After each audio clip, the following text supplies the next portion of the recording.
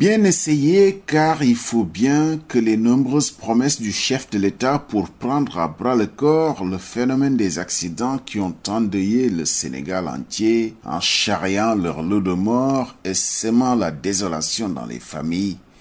Il faudrait donc que ces directives du président Macky Sall de faire un rapport par-ci, de mener une enquête par-là, soient suivies d'effets pour montrer un début de solution. Mais penser qu'il faut interdire le transport interurbain de voyageurs le soir après 22 heures pour sauver des vies, il fallait y penser à celle-là. Non, faut peut-être devenir un peu plus sérieux car le problème est très sérieux. Qui a dit au ministre des Transports que les accidents les plus graves se produisaient la nuit? Simple vue de l'esprit ou même simple invention pour asseoir une thèse pour donner l'impression d'agir pour juguler le phénomène des accidents meurtriers. Dans les deux cas, c'est grave car cela voudrait dire que les pouvoirs publics n'ont pas une profondeur d'esprit pour agir contre ce phénomène. En tous les cas, nous ne devons pas avoir les mêmes statistiques et nous nous faisons le devoir d'en citer quelques références pour réveiller Abdoulaye Daouda Diallo. Le 12 avril au matin à Kaolack, 12 personnes sont tuées. Quelques semaines auparavant, toujours en matinée, le drame du camion frigorifique de Ndande, 7 morts. À Bunkiling et en plein jour, une voiture 7 places finit sa course encastrée dans un camion en stationnement en bord de route, 7 morts. À Mboro, la voiture du maire de Darou Khoudoss va heurter à la lumière du jour 3 frères qui dévisaient tranquillement en bord de route. La fratrie est décimée. Que dire de l'accident de Djankémakan où un camion fou transportant des voyageurs comme du bétail dans sa caisse finit dans le ravin en contrebas sur son trajet.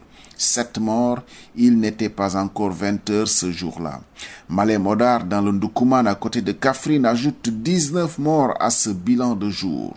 Voyons, monsieur le ministre, il y a bien des accidents de nuit, on peut vous le concéder, comme Kumpentoum et ses 13 morts, mais croyez bien qu'interdire le transport de nuit ne règle aucun problème. Pire, ce faisant, vous encouragerez le transport clandestin de nuit et bonjour les dégâts.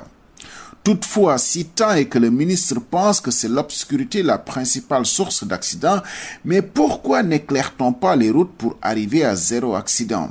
Après tout, c'est à l'État d'éclairer nos routes et autoroutes. Et cela rejoint le récent débat qui a cours au sujet de l'obscurité inadmissible sur les différents tronçons de l'autoroute à péage, une route qui pourtant rapporte de l'argent frais. Oublions les solutions de facilité et faisons de la sécurité routière une cause nationale. Au Sénégal, il est presque établi qu'il n'existe pas de règles à respecter sur la route. Les règles du code de la route, une fois le permis en poche, sitôt oubliées. Qui respecte encore les panneaux stop dans la ville? Qui passe un rond-point en cédant la priorité à ceux qui l'ont? Sur les autoroutes, la bande d'arrêt d'urgence est vite transformée en voie de circulation sans que cela ne choque personne.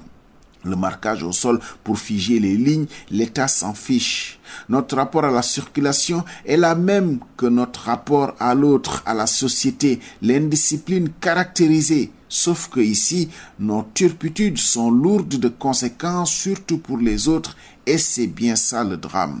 Combien sommes-nous à avoir décidé de ne plus rouler la nuit pour éviter tous ces monstres, des monstres qui sont tout de même de sortie, de jour comme de nuit. Nous sommes de plus en plus nombreux à écourter les week-ends pour prendre la route le plus tôt possible, mais ça, ce sont des décisions personnelles et ne peuvent en aucun cas tenir lieu de politique publique ou de mesures coercitives. La solution à cette accidentologie, c'est l'humain. Il y a du boulot quand tous ces hommes se comportent sur la route comme des êtres dénués de raison.